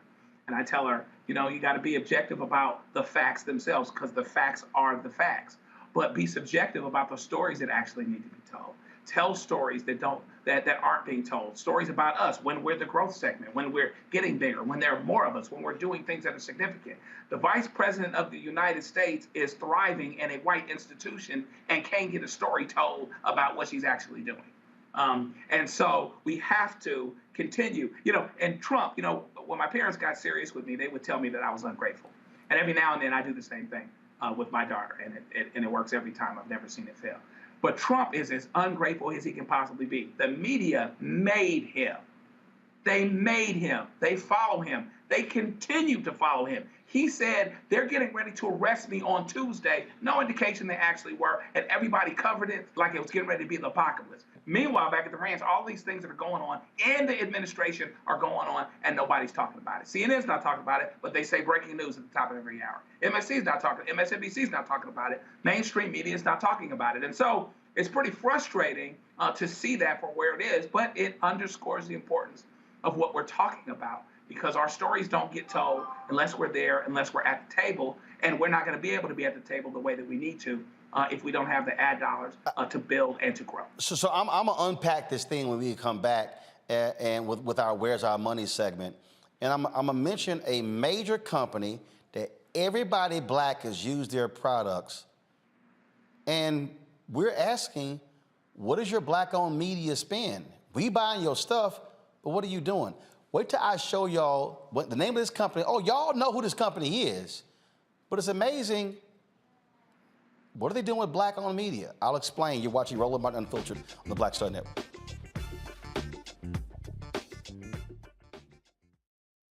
When you talk about blackness and what happens in black culture, we're about covering these things that matter to us, speaking to our issues and concerns. This is a genuine people-powered movement. There's a lot of stuff that we're not getting. You get it, and you spread the word. We wish to plead our own cause. Too long have others spoken for us. We cannot tell our own story if we can't pay for it. This is about covering us. Invest in black-owned media. Your dollars matter. We don't have to keep asking them to cover our stuff. So please support us in what we do, folks. We want to hit 2,000 people, $50 this month, raise $100,000. We're behind 100,000, so we want to hit that. Y'all money makes this possible. Check some money orders. Go to P.O. Box 57196, Washington, D.C. 20037-0196. The Cash App is $RM Unfiltered. PayPal is R Martin Unfiltered. Venmo is RM Unfiltered. Zelle is Roland at RolandSMartin.com. Hi, I'm Dr. Jackie Hood Martin, and I have a question for you. Ever feel as if your life is teetering and the weight and pressure of the world is consistently on your shoulders? Well, let me tell you, living a balanced life isn't easy. Join me each Tuesday on Black Star Network for A Balanced Life with Dr. Jackie. We'll laugh together, cry together, pull ourselves together, and cheer each other on. So join me for new shows each Tuesday on Black Star Network, A Balanced Life with Dr. Jackie.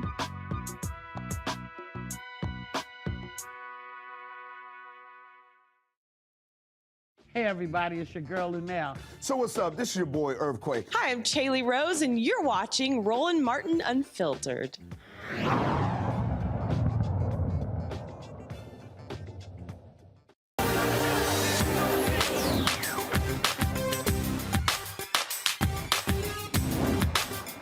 We've been frozen out. Facing an extinction level event. We don't fight this fight right now, you're not going to have black-owned media.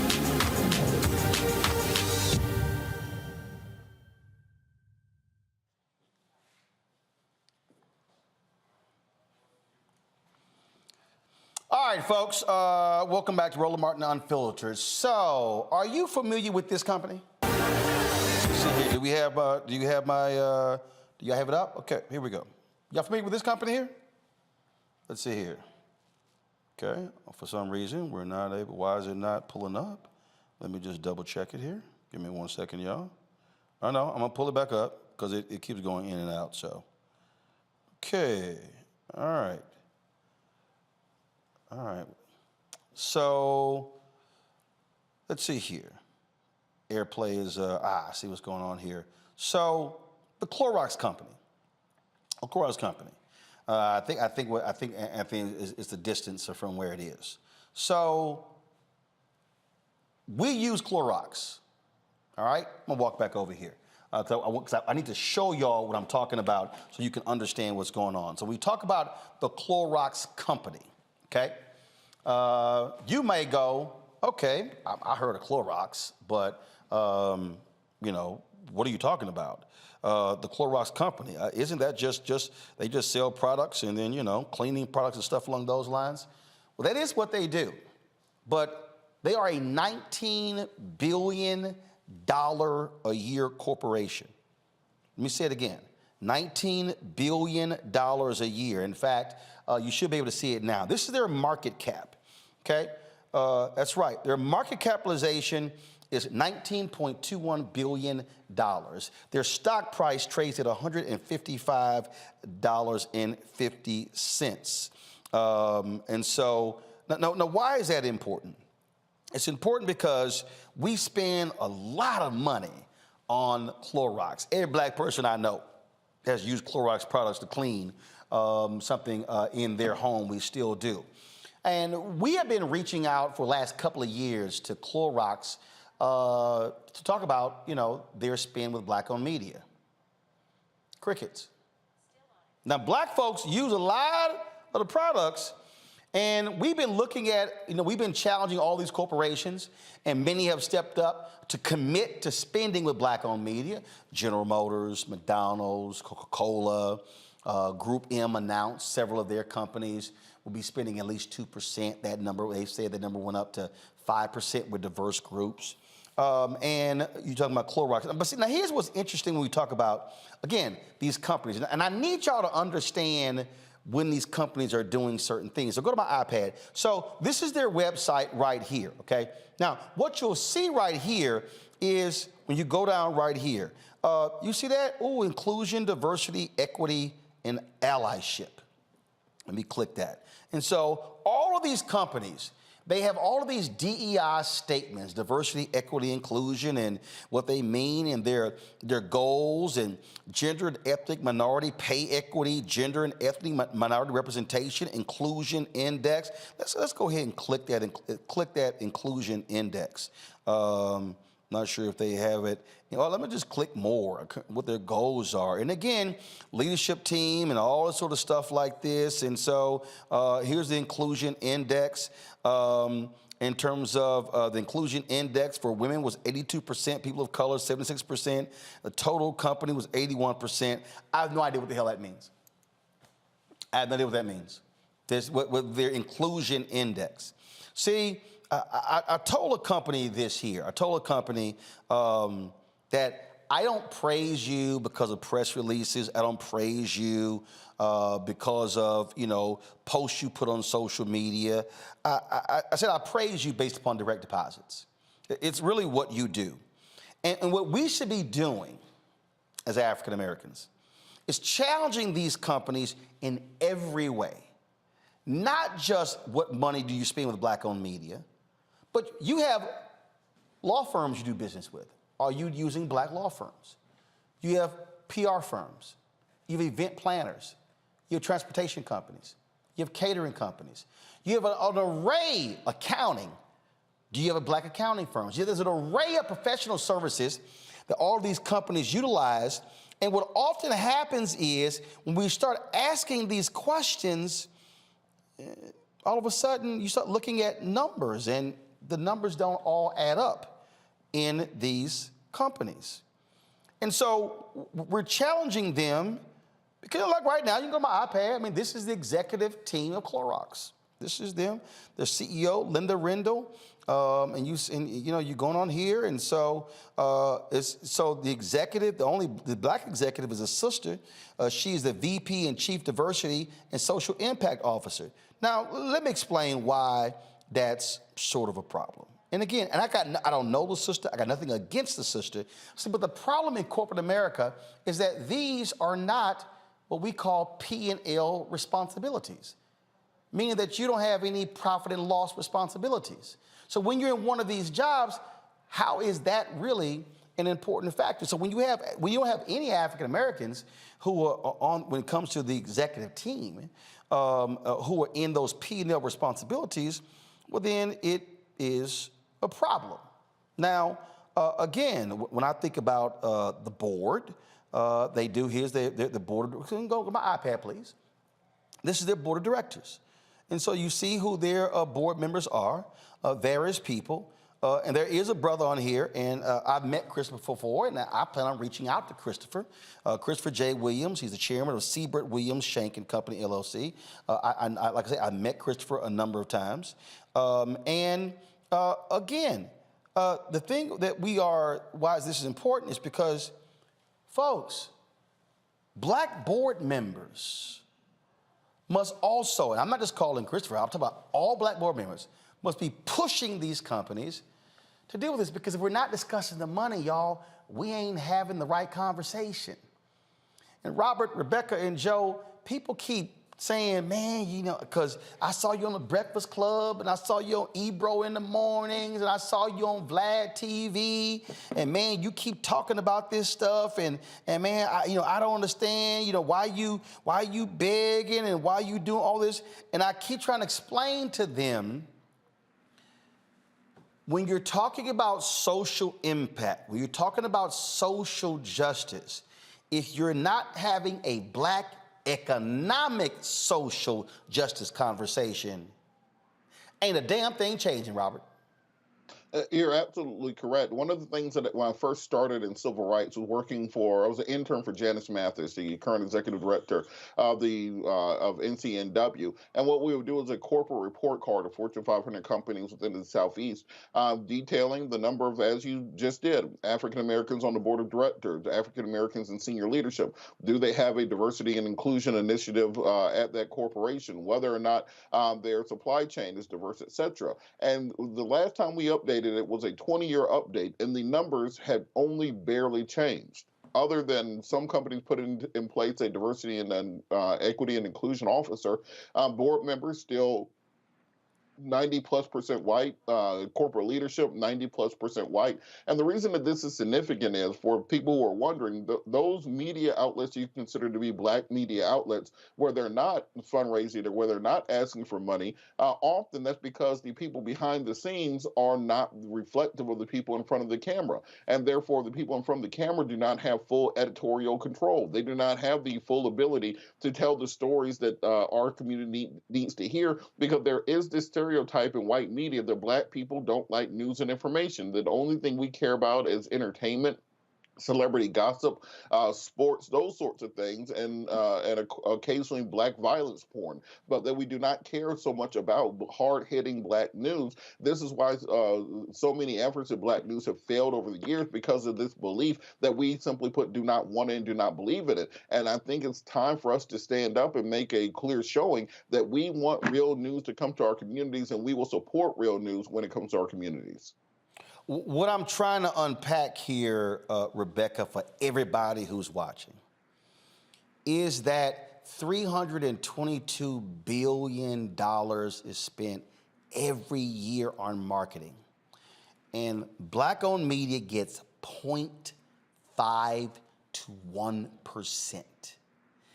If people want to know why there's only one black-owned media outlet on the trip with Vice President Kamala Harris, if people want to understand why you don't have a single black-owned media person that covers Congress, if people want to understand why, when the Megan Thee Stallion, Tory Lanez trial happened, black-owned media wasn't covering it, it's because you can't afford to pay people if you don't have the money. I think it was Dr. King who said that budgets are moral documents. And I wholeheartedly agree with that statement, because what a budget does, it shows what your priorities are. And if black folks, if black-owned businesses, if black media is excluded from any budget, it's letting us know that we are not a priority, that our black doctors, our black lawyers, our black business people, our black media companies, our Black public relations companies, our Black public affairs companies aren't a priority for that particular business. And at some point, we do have to hold these businesses accountable, because when we think about the wealth gap in America, it's not just because of the gender pay gap, but it's also because our black businesses aren't receiving some of the same breaks that white businesses aren't getting. And this isn't just an issue with corporate America, but it's also an issue with our government and our government spending that they spend on media, but don't do that same level of spending, that same percentage of spending for black-owned media. And so go to my iPad, please, before I go to Joe.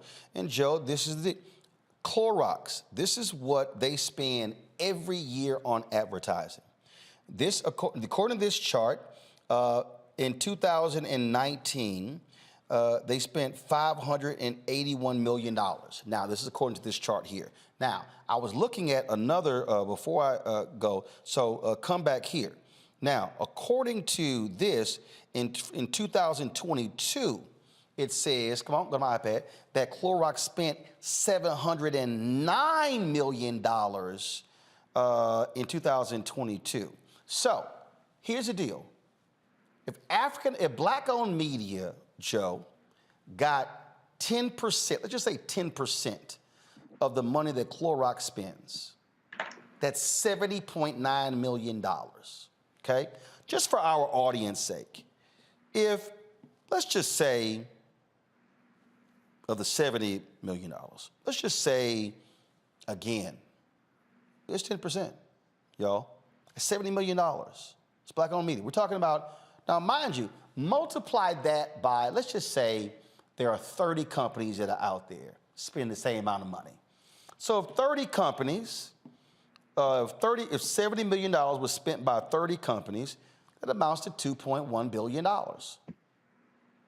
Black-owned media would get 10%, that's $210 million. Then we'd be able to afford staff, be able to afford marketing, be able to grow. And so I'm very curious, and I'm love to find out, and we're going to reach out to them because we're trying to reach out to them. I'm going to hit the sister. I've already texted a couple of people. Robert used to work with Reverend Jackson there. I know Christopher Williams has done stuff with Rainbow Push before. We need to get his number because we need these black board members asking the very same questions I'm asking in their board meetings.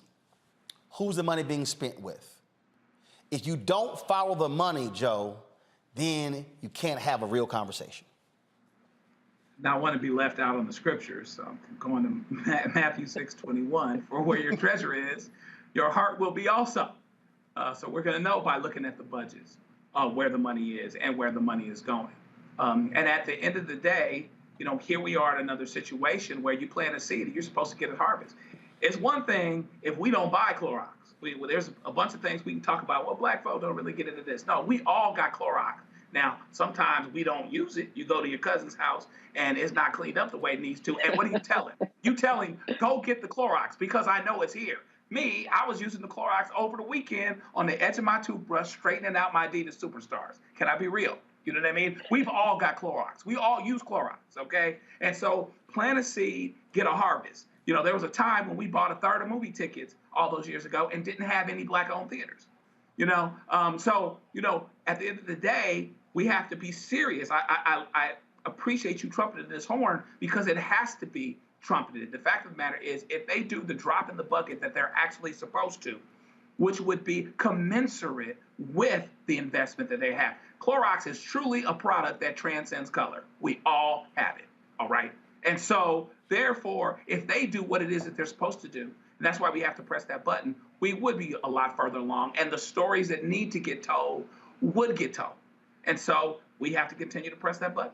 Well, we're going to keep pressing it, and we're going to keep calling and emailing, and then we're going to report back to you and tell you if they actually answered our phone calls or emails, and if they didn't, we'll be having another conversation. Tech Talk is next on Roland Martin Unfiltered.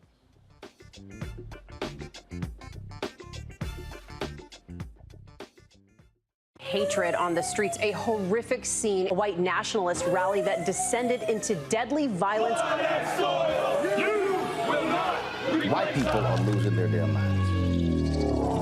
As an angry pro-Trump mob storms the U.S. Capitol, we're about to see the rise of what I call white minority resistance.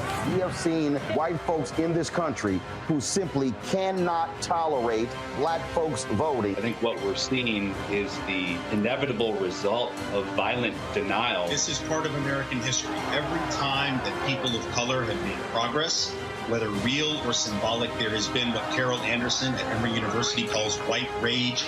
as a backlash. This is the rise of the Proud Boys and the Boogaloo Boys. America, there's going to be more of this. Here's all the Proud Boys, guys. This country is getting increasingly racist in its behaviors and its attitudes because of the fear of white people. The fear that they're taking our jobs, they're taking our resources, they're taking our women. This is white fear.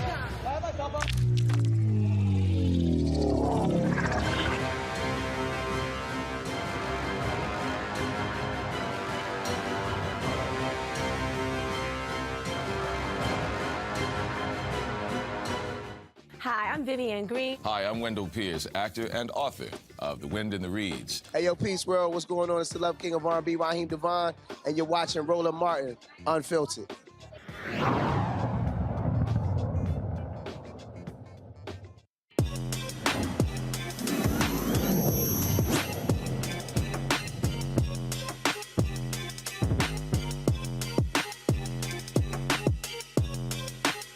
Education is increasingly digital. A husband and wife team is revolutionizing the e-learning platform using AI avatars to bring education to life. Skilldora makes learning more interactive and personalized with AI-instructed courses offering various interactive features. Joining me from Fort Mill, South Carolina, are the co-founders of Skilldora, Demario and Dawn Nicole McElwain. Demario and Dawn, glad to have y'all here. So first off, who is this targeting? Is it targeting children, teenagers, college students? Who's the focus? Yeah, first of all, Roland, it's a pleasure to be here. So we are targeting adult learners, so working professionals. And so in what areas? So what categories? Yeah, thanks for asking. So we have 5 categories. We focus on personal development, we focus on professional development, we focus on career advancement, leadership, and entrepreneurship. So 5 categories. So so when you talk about AI instructed courses, what does that even mean? Yeah, that's a great question. Do you want to take that one? I know you. No, you're we're husband and wife. Go ahead, dude. Yeah, so AI instructed courses is really a unique, novel concept, Roland. It's really the concept of taking what human instructors used to do and instead programming AI instructors to deliver that content seamlessly. So that's really what it is, AI delivering e-learning content. You launched it when? We launched it a year ago now. Yes, May 3rd to be exact. Is it subscription-based, free? How does that work? Well, the app, to download the app is free. To join the online community through the web browser is free, but the courses are paid courses. Gotcha. So in-app purchases, yep. Yeah. Okay, questions, let's see here. Robert, I'll start with you. What types of courses are available, particularly for adult learners? You know, I know a lot of people have been trying to learn foreign languages, certifications for jobs, learning agile program management. Or what types of courses can people learn with this program? No, Robert, you hit the nail on the head. These are exactly the types of courses we're delivering. So let's just start with a few examples. So number one, AI is big, right? And by the way, we're pushing everyone to get certified in AI regardless of your industry. So we have machine learning is just the beginning of understanding AI. We have AI Essential Certification, which is a 4-hour certified program. But we also have more traditional courses, Robert, like Agile Project Management, understanding how to start your Scrum Master career, how to be an Agile coach. We also have partnerships with like PMI, so we're teaching about project management. Especially one particular topic that's really popular is people now want to know, how do I take the industry that I'm in and remain competitive in this new world by adding the AI component? So we're also teaching those courses. Let's see here. Rebecca, go. Yeah, there's been a lot of pushback with AI, especially when we look at the campaign that Levi's Jeans have recently done with using AI models instead of real models, and people are pushing back about diversity, equity, and inclusion with that. So as we're all trying to figure out how do we embrace AI, can you talk about with the type of work that you all are doing and how it's different? Like, what's the ethics of using AI versus actual human instructors? Absolutely. That's a great question. Do you want to talk? You want to touch on that first? Go ahead. Well, I think it really starts with the story on our why. Dear, you can elaborate a little bit more on that. Yeah, I'll just give you some background and then we'll kind of come to the question if that's okay. So with Skilldora, it was really a great idea that fell flat on its face. We originally sought out to be an e-learning marketplace very similar to some of our competitors, Coursera, Udemy. What happened, though, is when we sought after professionals like legal and psychotherapist folks to build courses to sell on the platform, that idea quickly failed because what we found is that humans, most of them, who weren't professional teachers, really were shy in front of a camera or didn't have the time to sit down and actually do the thing, or editing was a problem. So a year ago, we sort of said, what if we didn't have to rely on human subject matter experts? It would be great if we had some sort of supplemental experience. And so this is where the AI comes in. And it's important to say this is why we're pioneering it in education, because we can point to a real problem: teacher shortages, learning loss recovery post-COVID, right? So we are using AI for good. We are aware of some of those challenges. Like, for example, ChatGPT was a good thing and a bad thing, right? Because now people didn't know if they should trust AI or not. So we are also educating in terms of what good looks like with AI. What does ethics look like? What are some AI biases and some best practices that we've already overcome? Thank you. All right, Joe, real quick. I need a quick question, a quick answer. Joe, go. Congratulations on what it is you're doing. Give us some of the next frontiers in AI and education and how they converge.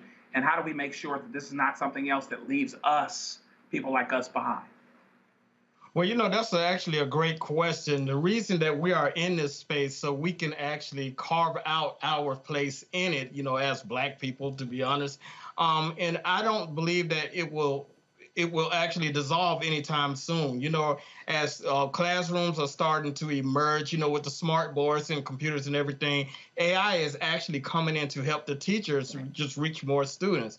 In the U.S. market, we are the only ones that's kind of not on board with it yet. Places like Japan and China, they're already rocking and rolling with the AI. So we actually plan to be the front runners on this side of the ground to help just basically make people comfortable with the transition. And it's not about replacing teachers, it's about extending the human experience, alleviating teacher burnout, so on and so forth. All right, then we'll pull up with folks where we can access the app.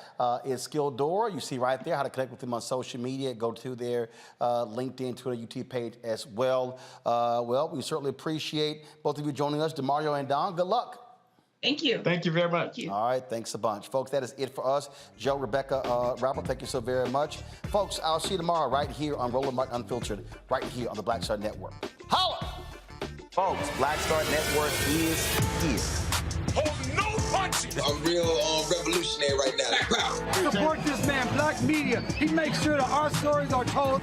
Thank you for being the voice of Black America, Roland. Stay Black. I love y'all. All momentum we have now, we have to keep this going. The video looks phenomenal. See, this difference between Black Star Network and Black-owned media and something like CNN. You can't be Black-owned media and be scared. It's time to be smart. Bring your eyeballs home. You dig? Pull up a chair. Take your seat. The Black Tape with me, Dr. Greg Carr, here on the Black